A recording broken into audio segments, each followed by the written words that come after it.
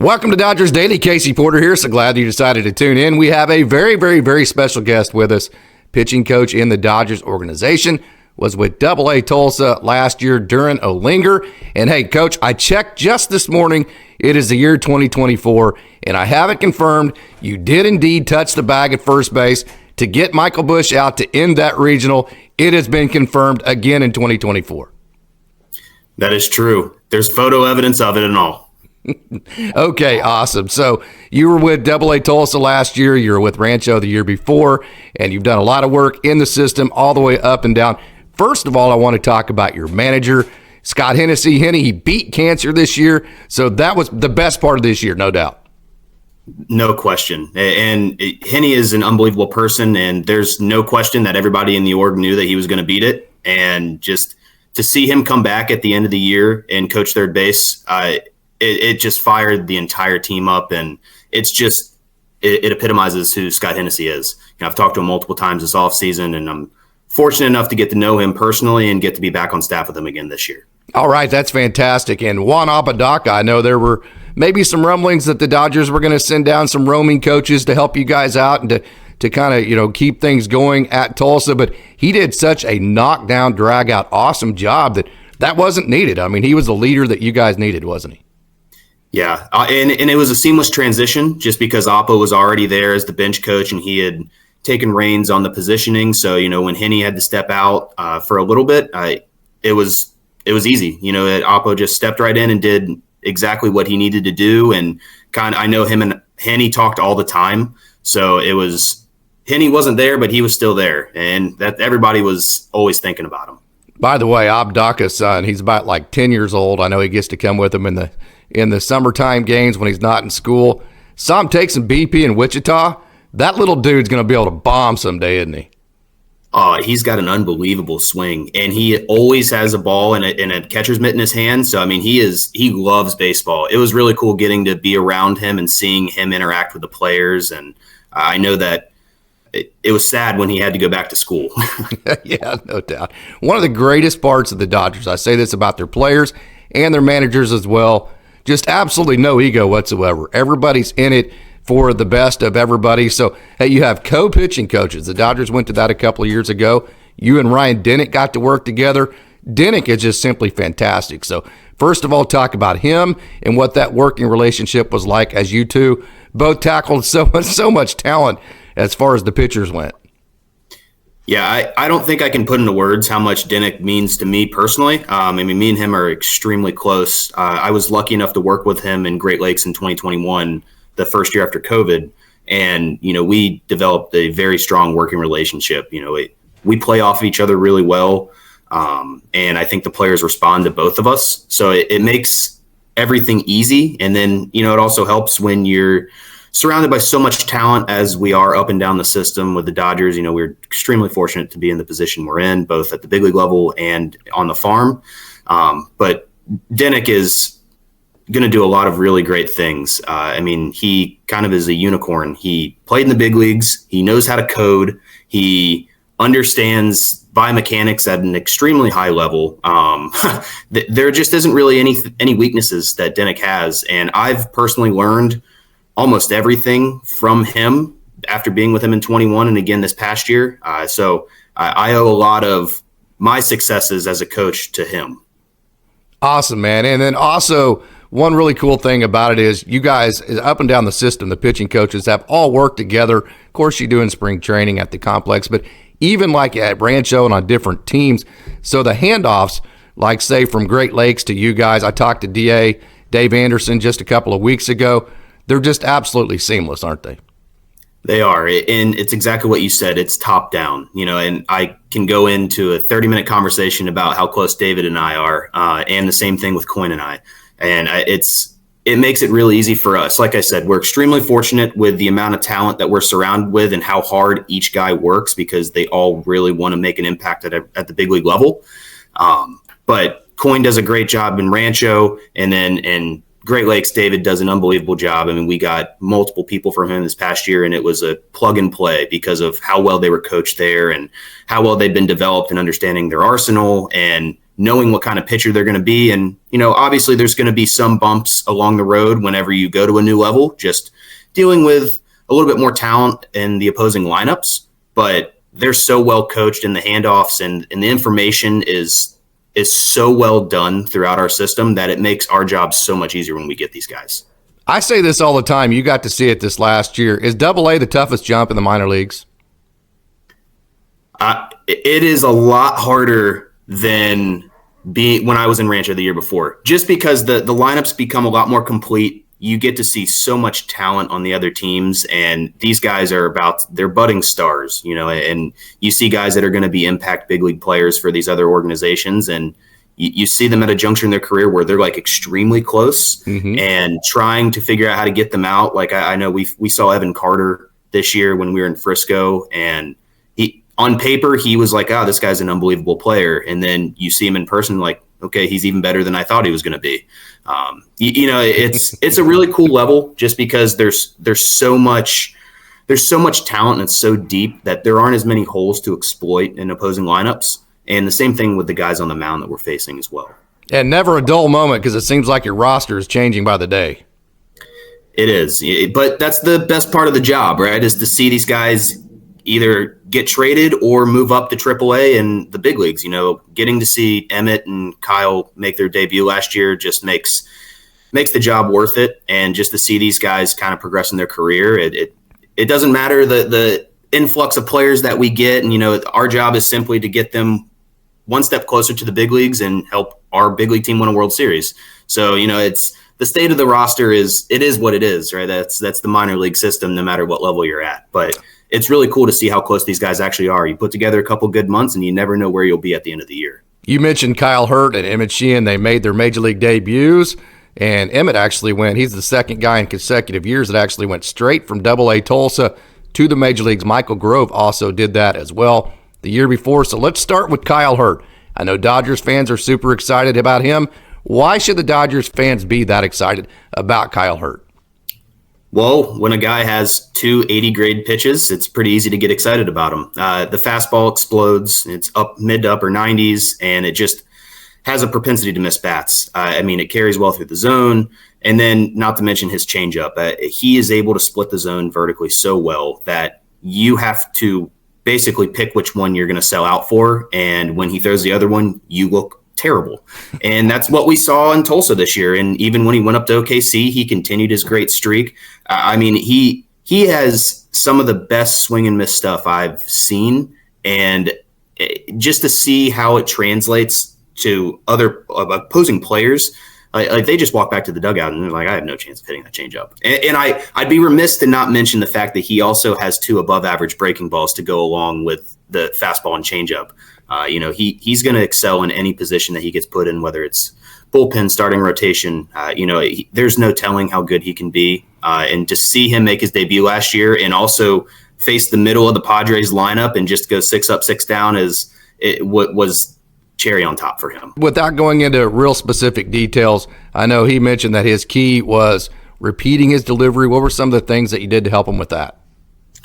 Yeah, so it's delivery consistency and winning counts, and that's a large portion of what Denick and I talked to a lot of the guys about last year. Is at that point, you have some ebbs and flows throughout the season where throws get out of whack, and you kind of you tighten the guardrails and make sure they get back in line. But for him, the biggest transition from the year before to this past year was winning counts and playing baseball. Yes. And, he did just that, and he bought into that system and understood his arsenal and what pitch should I use to get ahead of guys? How am I going to suppress damage? How am I going to put guys away? Putting guys away was never going to be an issue for Kyle, clearly, as many guys as he strikes out. But, the issue becomes it's hard to strike guys out when you're not in 0-2, 1-2 counts. So when he just bought into that, and he did a lot of really good work at CBR with Rob and the entire pitching crew. Denick was out there with him this past offseason, and really hammered home the fact of like, hey, what each pitch does for him and his arsenal. And he put in so much work just to see how the season played out for him. It's no shock. And that's the cool part about our job is that, the fans that come to the games see the output. Yes. But they don't always see how hard these guys work at perfecting their craft, during the day and throughout the off season. And he bought into everything of that. And he played baseball this past year and made his debut, and and he's going to continue to pitch a lot of big time innings for us. It's amazing to me when I hear guys like you talk that are so advanced in your knowledge of the game and the mechanics of it. You mentioned biomechanics of it, and all that part of it is so important for guys like Kyle Hurt. But then I also hear you talk about, hey, at some point you still have to keep it as simple as strike one is better than ball one. Absolutely. And winning the 1-1 counts is extremely important. And yes. How can we avoid getting into 3-ball counts? And that's what Kyle did, just that. Yeah, I mean, he did that, and most at-bats were done in 4 pitches or less because the guys were walking back to the dugout. I mean, he had, I think it was 2 or 3. It was at least 2 starts this past year in Tulsa where he had 11 strikeouts through just 4+ innings. The other team had no chance. Let's move to Emmet Sheehan and that explosive fastball, the swing and miss stuff. Talk about him. Yeah, it's the exact same thing I just said about Kyle. I mean, except that Emmet's fastball, if it's on a 20-80 scale, it's a 90. It's unbelievable. He would go out there and he could just bully guys with fastballs when he was in Tulsa. But the whole point of what we were trying to get out of him, to knowing that obviously he has bigger expectations than just pitching well in Tulsa, is getting him prepared for the big leagues in AAA, was to allow the secondaries to catch up to the fastball. And that was a large portion of his development this past year early on in the first 2 months. He has a really tight bullet slider that goes along with the fastball, and the changeup is devastating off of it. It's similar to what I was discussing with Kyle. It splits his zone vertically. He has the slider that can get in on lefties' hands. It can go away from righties. So it was, Emmet knew he could go throw 90% fastballs, and he was probably going to put up similar numbers to what he did when he was in Tulsa last year. But the fact that he bought into what he needed to do to get out of Tulsa and be good right away was to allow the secondaries to catch up. So, as good as the fastball is, that makes things a lot easier when you already have that in the middle of the pitcher, and then you can just surround everything else with it. That makes him a complete pitcher. One thing I hear guys say as they move up levels is that, hey, I have this pitch like a changeup, and it tumbles like 50 inches, and metrically it's an incredible pitch. And then I move up like to AA and AAA, and then guys stop swinging at it, and the next thing you know, I'm in ball counts. So is that one of the biggest adjustments for guys like that? Yeah, so that was kind of what Emmet loves to see, how things move on TrackMan, and that's a big reason why he is as good as he is because he understands that information extremely well, and that's a big shout out to Rob and Donnie and Will Rhymes, everybody in our player development system. When we get these guys drafted, they come in, and the first thing is like we start basically telling them how all this stuff moves and understanding themselves, and giving them every bit of information that they can understand. And Emmet obviously ran with that. So he could get caught up, as do most people, in how much my changeup's moving or how much my slider's moving. And exactly what you say, sometimes it doesn't match the angle that comes out with the fastball. So advanced hitters are just going to spit on it because a ball is always going to be a ball, right? There's no point at any time in the trajectory of that ball that it's going to be in the zone. So how do you combat that? You show that you can throw both those pitches in zone. So then you try to entice swings. So whenever you get swings, you're going to increase chase rates. You're going to increase miss because all 3 pitches that he has create well above average miss. And the fastball alone knows that everybody knows it's going to beat them. So you have to sell out for that. And then all of a sudden he shows that he can throw his slider or changeup in zone. And that's what was the most impressive thing about when he went to the big leagues, was the changeup was just off the charts. I mean, That was something that he leaned heavily on. And it was really cool to see because, from where he was, in 21, when we saw Dinnick and I had him for his last start in 21, he had just got moved up to Great Lakes, to where he was this past year and where he's going to be this year, and, slotted in for whatever position he's going to be in to make our team out of spring training. It's leaps and bounds in terms of his own personal development. And it goes back to how much work he's put in and understanding himself and, what he should value and how to play the game. And, he puts together some of the better bullpens that I've seen also in between starts. So he is constantly prepared. Another guy that I have been telling Dodgers fans is going to be a rock star. He thinks like a major leaguer. Everybody enjoys the minor leagues, the camaraderie of your teammates and all that. But the guy I'm getting ready to talk about next just seems like he is using the minor leagues only to become a major leaguer. That's the way he thinks. His stuff is absolutely electric. River Ryan. Yeah. So River's a North Carolina guy, and I was lucky enough to coach him for a couple months in Rancho in 21. And once again, I sound like a broken record here, Casey, but to see how much these guys have developed in even a calendar year is just unbelievable. He was drafted as a two-way guy, UNC Pembroke, had only thrown like one or two bullpens with the Padres, and then we got him over here and converted him to just a pitcher. And to see how far he's taken off is an understatement of how good he can actually be. Two well above average breaking balls. The curveball is a devastating pitch, it created over 40% miss this past year. The slider was something that he developed in 21 and then continued to refine this past year. And that was a large portion of, where he would spend his bandwidth throughout the year in terms of, decreasing, variability with the movement that when it comes out of his hand. And as soon as he put together that, he was throwing his slider just as much as he was throwing his fastball at times. It's 35% plus to both left and right, and it's 88 to 90. It's been up to 94. You got a little behind that one, but at 88 to 90 with bullet shape, throws it in zone a ton, creates a ton of chase, gets a lot of swings, off barrel contact, creates the miss he needs to. And then not to mention, he has another changeup that moves in the completely opposite direction. And on top of that, his fastball is up to 101 this year. So, you put all that together, as a hitter, it makes it really hard. No doubt. And when you talk about Kyle, you talk about Emmet, you talk about River, from what I'm hearing you say here, it just sounds like the key to them is just to get hitters to swing the bat. That was the MO from Dinick and I this entire year. Get swings. If you're getting swings, that means you're around the zone. If you're around the zone, your stuff is going to beat them more often than not. And it's easy to get carried away with strikeouts and chase rates, but a lot of those are dependent on the counts you're in. You're not going to strike anybody out early in count, right? So if you're not in a position to have any leverage against the hitter, you're never going to have success. So that was what they heard from us, and they all ran with it. This first 2 months that we had in the season, now granted, it was one of the better pitching staffs that I have personally ever seen at one time, and to see all of them click at the same time was even the more rare thing, just because usually some guys are they'll go through little funks and then they'll hit their stride. But to see all 6 of those guys come out of the gates last year, if we gave up more than 3 runs, it was man, we pitched horrendously tonight. And that's kind of a ridiculous thing to say, but it's a testament to how hard those guys worked, and they pushed each other, and they all wanted to basically one up each other every single night. And what did that do? It wreaked havoc on opposing teams.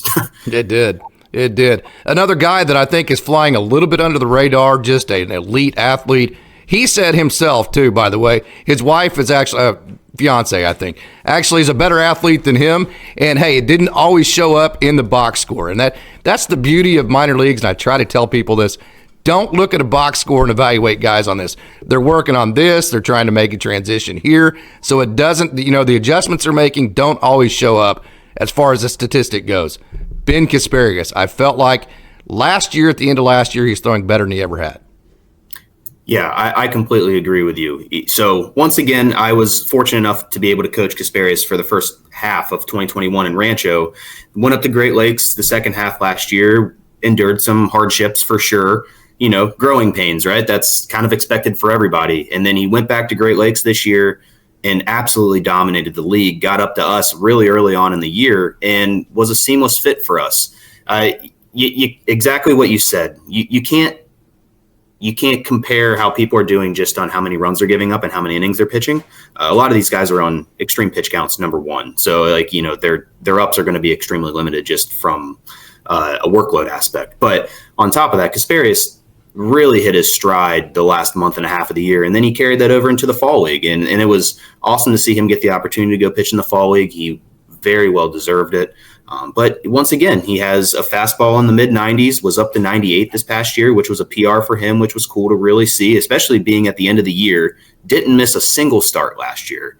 And on top of that, has a slider that is the centerpiece of his arsenal and introduced multiple different pitches. He went through a phase where he had the cutter to left, but the cutter kind of dissipated, and we turned that efforts into a curveball towards the end of the year. And he has his changeup that he works on. So, I mean, he has an arsenal to get both sided hitters out. And, so had a couple hard outings when he first got up to us. But when you're in a hitter-friendly environment, that's going to happen. Sure. And he stayed the course and really dove into looking ahead to who he was going to face when he would go into his bullpens, picking a couple hitters out just randomly, and then looking them up on his own, taking that game plan into his bullpen, and then working strictly counts. And, once again, his success towards the end of the year was the ability to throw his pitches around the zone, especially his fastball.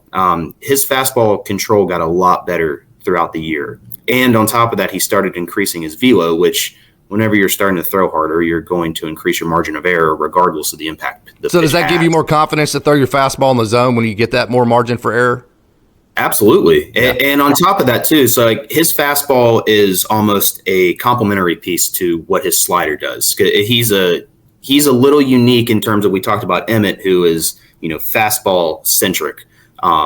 Casparius has a really good fastball, but his slider is very good. So like he almost can build off of his arsenal from a different aspect than some of the other guys would, just because he has the ability to spin a breaking ball at an elite level. Nick Frasso, I tell people all the time, it's just a matter of health for him. He has a fastball that can go over 100 miles an hour. He has extension that is crazy. He, in my opinion, has some crossfire where he lands a little bit towards the third base side. It's all about the knees and elbows. If I was a right-handed hitter, I just would say no thanks to hitting off of Nick Frasso. Yeah, and I think that the right-handed hitters that faced him this past year would also agree with you. The numbers that he had against righties last year were on another planet. And his crossfire and how twitchy he is for how tall how big his levers are truly incredible. It's an angle on a fastball I've personally never seen, and it's something that would lock umpires up too. Yes. So like he threw to his glove side really well. So for somebody that's extremely crossfire, that's almost striding behind a right-handed hitter, to be able to locate with the metrics he has on his fastball, the ability that he creates to create the angle on it, to throw it to the glove side, it is really hard. It's hard a slider, basically. It is, and it's something that makes him really good, right? I mean, he's an elite strike thrower. He doesn't walk guys, and he has secondary pitches that are complementary pieces to his fastball, but he's more in line with what Emmet is, where it's like his fastball is like the crown jewel of his arsenal. But his ability to throw it to the glove side is unparalleled. So do you worry at all, you talk about Emmet and Kyle and a lot of these guys, River, Ryan, they're kind of the same profile type pitchers. Is that a worry at all that they're all so similar? So I don't know if I'd consider them similar. It's tough, right? Because what we value is obviously fastball. I mean, fastball characteristics. Naturally, that's what everybody wants, because a good four seam is arguably the best pitch in baseball. But they all have different aspects to their fastball, right? So, like, I know you mentioned Emmet has some ride run on it. They classified it as a two seam when he moved to the big league ball, but it's very much a ride run four seam. But it's the release metrics that are different. Yes. So, no matter how similar these guys like might appear on paper, they're so different to game plan against. And you're going to get a different look from every single guy that we had in the Tulsa rotation to start last year. Have you guys measured the extension of Frasso, how close he is to home plate when he delivers the ball? Yes. I mean, I know he's north of 7 feet of extension.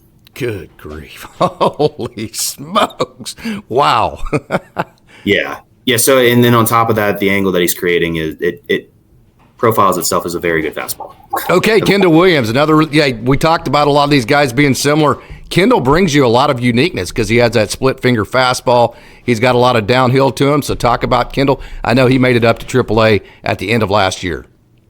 He did. Yeah. So once again, I was fortunate enough to coach Kendall in 21 in Rancho, and to see him kind of climb through the system was really cool to have him at Tulsa last year.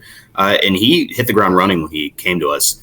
High pitch ability, throws a two seam and four seam. I would say he leans a little bit heavier on the two seam, but also, I mean, he can throw either. They're distinguishable from each other, and he really values the aspect of game planning. So when he goes into a game, he is extremely prepared in knowing what four seam will play better. When should I throw it in the count? He has the slider that took on more of a sweeper profile last year, but it worked really well off of his two seam and his four seam. And then the splitter was devastating at times. Yes. I mean, it comes out different out of his hand depending on how it slips, right? So like it's hard to game plan against because sometimes he'll cut through it and then sometimes it'll tumble forward and sometimes it'll have negative vert. So I mean, but his ability to throw it in zone was it made it that much better of a pitch. So then when he would get it to a chase zone with two strikes, guys would swing at it. So he kind of racked up the strikeouts with us towards the end of the year. And then he went on to pitch once in AAA, and then he was fortunate enough to go pitch in the fall league this past year too, and he was a fall league all-star. So he carried over his success he had in Tulsa with us right into the fall league. So, I mean, but his pitch ability is through the roof. Last starter we're going to talk about, hey, you need those, we talk about the rock stars. You also need the rocks. Orlando Ortiz Mayr may have gave you guys some of the most important innings of the year because he was so reliable. Yeah, and that was something that he really wanted to focus on. When he came up there, I mean, obviously extremely coached, knew exactly what his arsenal was doing when he was down there in Great Lakes with DA. So he came up to us and was almost a plug and play. It was almost challenging him to hey, you need to go throw 6 innings tonight. However we need to do that, we're going to go through 6 innings. You have 100 pitches, let's go do it. And that was what he embraced going into it. And not only that, but he pitched at an extremely high level, which also helps too. His slider is very, very good to right-handed hitters, and it played up to left when he got up there, which was a little bit of a challenge for him because he hadn't thrown his slider to left as much as he did until he came to Tulsa. And because his changeup is probably his best pitch, and that's something when we took him out of college, I mean, he threw 65% changeups in college. So, I mean, that's like a pitch that he can roll out of bed right now and he'll go throw 3 out of 4 strikes. So we already knew that you can build off of that, but now starting to throw more right on right changeups, more right on left sliders. And then you have the two seam that would run up to 95, 96. And once again, similar to what I mentioned with Kendall, high pitch ability. And he is an absolute bulldog. He wants the ball. He's going to stay on the mound. He's going to eat up innings, and he's going to keep you in a ball game. Mm-hmm. And that's exactly what he did for us the entire second half of the year and put together some incredible starts where he left the game and we were in a position to win. And arguably that's the most important thing starting pitching. Yeah, and for some of the reasons why a lot of these guys can't go long distances is because they get a lot of swing and miss, so they have to throw more pitches. Orlando seems like the exact opposite. He is able to go longer because he gets a lot of swing and hit and a lot of soft contact. Yeah, so if you look at a box score, like you mentioned earlier, right, it might not be the sexy 9 strikeouts, right? But he also is very capable of doing that. But he knows his game plan going in is I'm going to try to get through as many innings as possible. So how do you do that? You control pitches. You try to end at bats as fast as you possibly can. And that's exactly what he did. I mean, it was a relentless attack in zone. And it was just hey, I'm going to throw this here. You're going to beat me. And if you beat me, good for you because I'll get the next guy out. And by the way, I throw a sinker that's going to get put on the ground a ton. So here's a double play. So I'm out of the inning in 6 pitches. Yeah, and that's exactly what he embraced. And it was cool because it's a little bit of a change up from the other guys that we've been talking about, where it's those guys are going to rack up more strikeouts and they're going to take longer at bats. And sometimes that might work out in a 30-pitch inning. If Orlando was throwing 30 pitches, he's probably through 3 innings. Okay, Landon Knack, the last starter we're going to talk about. I have told people many different times that, hey, yes, he can run it up there to 96 at times. But his whole MO, he is a very, very, very skilled strike thrower with 4 pitches. Yeah, just like you said it. It is the full pitcher for a starting pitcher. I mean, he can do anything you ask him to do. You can't game plan against him because he'll be able to exploit you both horizontally and vertically in the zone. And he's good enough to go ahead and throw all those pitches exactly where he wants to. So slider played up really well last year. The changeup has air brakes. It's one of those pitches that looks exactly like his fastball until it's 11 miles an hour slower than it, and it's guys are looking silly trying to swing at it.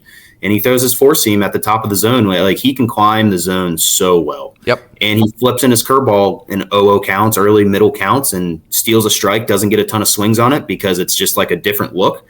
and then it doesn't allow him to overexpose anything else he throws. And similar to what we were just talking about with Orlando, before you know it, he's through 5 innings and you have 1 hit and he struck out 8.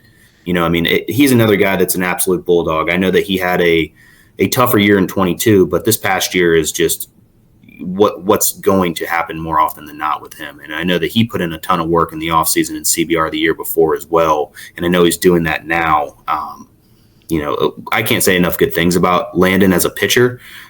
He works so hard, and he is going to be a staple of helping our big league team going forward. You mentioned being like Orlando in the sense that he can go deeper into games. He's actually the only pitcher at AAA Oklahoma City all year long that made it through 7 innings, believe it or not. Yeah, and at the time before he left us, I think he had 2 of our 3 quality starts in the first half. Mm-hmm. I know his last start that he had with us was in a crucial playoff race against Arkansas, and he just absolutely diced them for 7 2/3 innings, and it was just kind of like it was like, hey, big moment, Landon, here's the ball, here's the opposing lineup you're going to go face, go get them. And he knew exactly what he wanted to do to each guy, and he went out and did it. It's refreshing to sit back and see him go to work, because everything he does in between starts is so detailed and so process oriented, to the point where he gets there on game day and it's another day, because he's already done everything that he wanted to do for that week. Now it's just a matter of like, I'm just going to go get everybody out. And that's what he did. Let's get into some of all of your relievers. We'll talk about them. The guy I want to talk about first, a guy that exploded onto the scene, you and Dinick, man, you guys did wonderful work for him. I told Dodgers fans about this guy. He was going to be in the major leagues in 2024. I'm so glad it's going to be at the Dodgers, because he is so good, and he is quite possibly the most focused human being I have ever been around. Ricky Vanasco. He exploded onto the scene, didn't he? Oh, there's no question about that. We got Ricky in the middle of the year with the trade from Texas, and he showed up to us after spending about, a couple weeks in Arizona, kind of getting everything together. And I know that Rob and Walsh and all those guys down there in Arizona did a great job with preparing him and getting him ready, taught him a slider that he'd never thrown before. Came into Tulsa, and his velo just continued to climb. His confidence continued to climb, and he was the guy. When we were ahead in the 8th or 9th inning, it's like, Ricky's getting the ball. And he deserved it. He went out there and he just didn't give up runs in the second half of the year. And then he went to OKC and did the exact same thing. He's very similar. His fastball is second to none. It absolutely explodes. I know it's 4-7. He was up to 99. There's room to believe he'll probably throw a little bit harder, but his fastball plays up so much for something that's already in the mid-90s, and guys just got absolutely blown away by it. And then not to mention he's throwing a mid-80s curveball off of it. So, he's splitting the zone vertically unbelievably well, and then he has that intermediary option with the slider that kind of bullets to help strike acquisition and different things like that. But his fastball-curveball combo is lethal. It really is. He was very, very, very impressive. And like I said, very focused. He was I didn't know who he was. And boy, by the end of the season, I've been singing his praises ever since. So impressed with him. 2 guys that I think will ETA this year, and I cannot wait to see it. Alec Gamboa, who hit as high as, I believe, 99 with AAA Oklahoma City this year. Yep. And then John Rooney, that you guys made a million different adjustments with. Last year, he took to all of them. And they both ended up in AAA, but you guys did a lot of great work with those 2. So both Gamby and Rooney were in Tulsa the entire year prior with Dinick. And to see them kind of explode onto the scene and buy into everything that they needed to do to get better was really cool to see. Gamby really, obviously he increased his velo, and he has significant carry to the fastball, and also threw a ton in zone, developed a slider that him and Dinick worked really hard on, and also still had the changeup that he always had. And you just don't see, he has that old school look to his throw that you don't see very often anymore. And not Fernando, to mention, baby. Yeah, exactly. And he makes it work, and it's a really hard angle on the fastball, on top of it being mid-90s. And it's a relentless attack in zone, and he bought into what he needed to do. And he did a lot of really good stand-in work, and I know him and Dinick worked countless hours between the last 3 years that they were together. So to see him kind of explode onto the scene, get up to OKC, really help that team win a lot of games is really cool. And that'll lead me into Rooney did the exact same thing. Rooney had been in Tulsa for parts of 3 years. Too long, I'll say it. Yeah. And he completely revamped his arsenal. He spent all offseason in CBR last year. He worked alongside Rob, Denick, Walsh, Coyne, all those guys that are out there during the offseason. And he really bought into the two-seam slider cutter mix. And it was very different than when he was the year before when he was still starting. And he just tore lefties up. The sinker in on lefties' hands and then the slider off of it was no one stood a chance when he was in Tulsa. And then he went and did that again in OKC this past year. And then he was really good against right because he just spammed cutters to him and then would throw a slider below the zone and they would chase it because it would hold that exact same line. But both him and Gamboa, they worked so hard to get to where they were this past year. And it was really cool to see them kind of take off and see the success that they deserve to see. Two-part question for you here about Rooney. Number one, does he have the best pickoff move that you've ever seen? And number two, who called the pickoff on Altuve? Did you call that from the dugout, or did he call that himself? Okay, so when he went into the game, we knew he was going to pick off, and everybody was like, "Well, okay, like Altuve's going to know," and it's like, "Well, he's on a rehab outing. He's not going to be looking at other relievers' pickoff moves." So, I mean, as soon as he went into the game, there's a very good chance that Rooney goes and picks this guy off. It's unbelievable how many guys he picks off. Denick and I looked at it this past year, and over his minor league career, he has amassed 9 total innings in pickoffs alone. Holy cow. So he's thrown a complete game by just picking guys off at first. I mean, it's a testament to how good it actually is. I'll bet he was pumped coming off the field, too, because it was a third out of the inning. Oh yeah, he didn't throw a single pitch. He didn't. I forgot that was the only thing. He didn't have to throw a pitch, did he? Yeah, he didn't throw a pitch. He came in, got an out, threw no pitches. Okay, the next guy may be my favorite pitcher in the entire organization just because he's such a great dude. He's so talented. He's overcome so much, and he just does everything you ask him to do. I call him the most versatile pitcher in the entire system, hands down, Braydon Fisher. Oh, what a year that Fish had. Fish has kind of been in this. I had him for 2 weeks in Rancho in 22. Then he went to Great Lakes and was great in Great Lakes all year. Then he did the exact same thing this past year where he went to Great Lakes, was unbelievable for a week, and then was with us the rest of the year.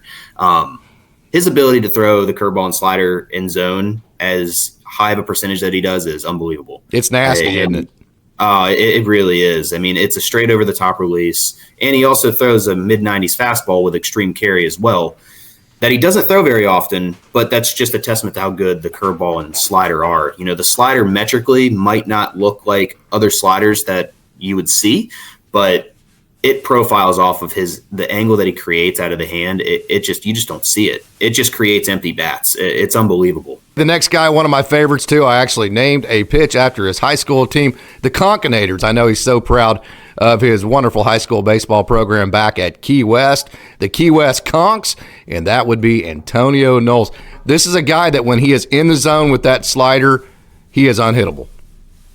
Slider monster. That's who Knowles is, and he had some unbelievable stretches with us this past year in the bullpen.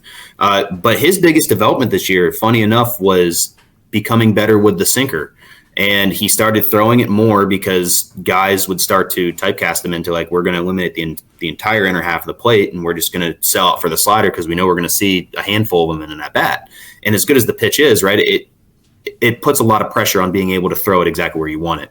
And what he did was develop the sinker and the feel for it to just absolutely break bats. And then all of a sudden he would be able to expand laterally after he would throw the sinker a couple times, and it was game over from there. I mean, he just would dice through lineups towards the end. And then to left, he throws the cutter. That's a really good pitch. And then he has the slider off of it. He is the full spin monster. Like that. Yeah. That is what he likes to do. And that's what he's good at. And he is more than happy doing that. And that's something that goes into his catch play and his, early touch routine where he get on the mound. I mean, it's not that he's throwing the sliders hard, but he wants to consistently feel how it comes out of his hand. And then there's a lot that goes into maintaining where that slider and cutter are. And he does an unbelievable job with being able to do that. So there's no reason why there's no telling how good he can actually be. And we saw stretches of it last year that, I mean, he is just going to be a devastating option out of the bullpen. He goes on heaters, no doubt about that. When he's on top of his game, he goes like 11, 12 games and doesn't even give up any runs. So from Antonio Knowles to the 101 Express, Jake Pilarski. I love this young man. He's got that Pittsburgh toughness to him. It's just kind of like, I'm coming right at you and I'm going to kick your ass. And there's nothing you're going to do about it. So I love Jake Pilarski. Yeah, another guy that was fortunate enough to pitch in the fall league towards the end of the year too. And he went through some ups and downs with us when he first got up there, but it was more so trying to fit the arsenal together. And a testament to him. I mean, this kid works so hard, and that's the main reason why he's going to be as good as he's going to be. But I mean, he has a fastball, a four-seam fastball that's up to 101, multiple times was 100 plus. Developed a two-seam, and the two-seam and four-seam are very distinguishable between each other. I mean, he creates separate spin on it, and the two-seam's more of a strike option, and then he can expand vertically with the four-seam. You know, he has the bullet slider that he throws 91, 92, which is absurd how hard it is. And then he has a curveball that he also brought back. He threw it a couple times in Great Lakes early on in the year, and then he brought it back in the fall league and saw a lot of success with it. And he kind of does everything. He developed the cutter. The cutter, by the way, is 95, 96. You know, I mean, he's somebody that is so talented in learning new pitches, and he'll spend hours looking at grips of different people and videos of how it comes out of their hand, to the point where, I mean, that's a big reason why he's so prepared, and he does all of his homework. He asks the right questions. He is going to be very, very good. Another guy that's very nuanced. I love him because I got to see him in college with the Texas Tech Red Raiders. He was so good there. Ryan Sublette, man, he is very difficult to hit, isn't he? Hides the ball extremely well. You know, I mean, it's just a throw that you don't ever see. And his fastball, the ability to backspin the fastball from how he throws is incredible. His four seam is the crown jewel of his arsenal. I mean, it is the absolute centerpiece. And he did a lot of work throughout the year with trying to develop a slider off of it. He has the bullet slider that profiles really well to both left and right. Tried to work on a sweeper at some point. Was a little hit or miss with it, you know, and sometimes it's tough to develop pitches during the season. But also has the cyclone, which is what he calls the change up off of it. So I mean, he has the full pitcher. But his fastball is otherworldly how good it is. Tanner Dodson, who has just incredible stuff, and then also Ben Harris, who struck out everybody in 2022. So talk about those two. Yeah, Dottie's another guy like I just talked about with Pilarski. He can do anything he wants to a baseball. I mean, he is so talented in terms of being able to spin anything and get it to move any direction, which is a true talent. And not very many people are as good as he is. Throws a four seam up to 100. Throws a two seam that's also really hard. And he throws both fastballs, and both of them are up to 100. You know, he has the tight slider off of it. He has a curveball that he started throwing in the mid to upper 80s towards the end of the year. Right towards his end of the time when he was in Tulsa, and then he went up to OKC and carried it up there. And he also throws a changeup off of it. I mean, he can throw, like I said, he can throw any pitch he wants, and does a really good job with it. And also works at a lightning fast pace in between pitches. It's like, get the ball on the mound, I'm ready to throw again, and it's like coming right after you. Ben Harris, I was lucky enough to have Ben in the first half in 22 in Rancho. Saw him strike the world out, literally strike the world out. And to see him last year, obviously still struck a lot of people out. I mean, it was over 35% this past year. The fastball it doesn't get hit. It's incredible how it comes out of his hand, and you just don't see it until it's past you. He did so much good work on developing the slider this past year, went through multiple iterations of the pitch, finally settled on one towards the end of the year, and kind of started to take it and run with it. And I know that he's working really hard and diligent with it this offseason, so he's ready to hit the ground running. Kevin Gowdy, he made a bunch of strides this year, didn't he? Yeah, he really did. As soon as he transitioned to the two-seam, it was game over for everybody. You know, he started throwing the two-seam and was 97, 99 with it, and then started matching the throw with the slider, and it became an 87, 88 mile-an-hour sweeper off of it. And guys were just sorting at every single pitch he would throw. I mean, his sinker is special. It has the ability to create miss, which you don't see very often with sinkers. Kevin Gowdy did a lot of great work in between. He's similar to everybody else I've mentioned, right? But he is extremely prepared. He knows his routine. He has it down to a science. He does it every single day, knows not to shake the system, and is just very ready whenever he goes into the game. And he's another one of those guys too that it's a high leg kick, and it's the ball's coming right out of you. I mean, it's exploding out of the hand. Coach, I have taken a lot of your time today. This is so gracious of you to spend this amount of time talking about all these guys that the Dodgers fans want to hear about. So thank you so much for your time today. Are there any final thoughts that you want to give for the organization, for Dodgers fans? No, just kind of want to reiterate the fact of, how fortunate I am to be able to work in this unbelievable system, top down, from everybody in the front office to everybody that works in LA, selling tickets and everything like that. I mean, it truly is a whole community, a whole family. And, there's a lot of excitement with a lot of the acquisitions we had this offseason, and there's reason to believe that we're just going to continue to get better and better, because we have a surplus of guys that are ready to come into the big leagues and help our team from that aspect too. So very fortunate to be around the amount of talent, the amount of resources, the amount of just great people. Everybody in the player development system is unbelievable. It's kind of hard to believe I'm going into my 5th year already, but they truly make it like a home. It's a second home to me, and I'm looking forward to getting out there and seeing what we can do top down in the system this year. Time flies when you're having fun. Pitching coach in the Dodgers system, Durin OLinger.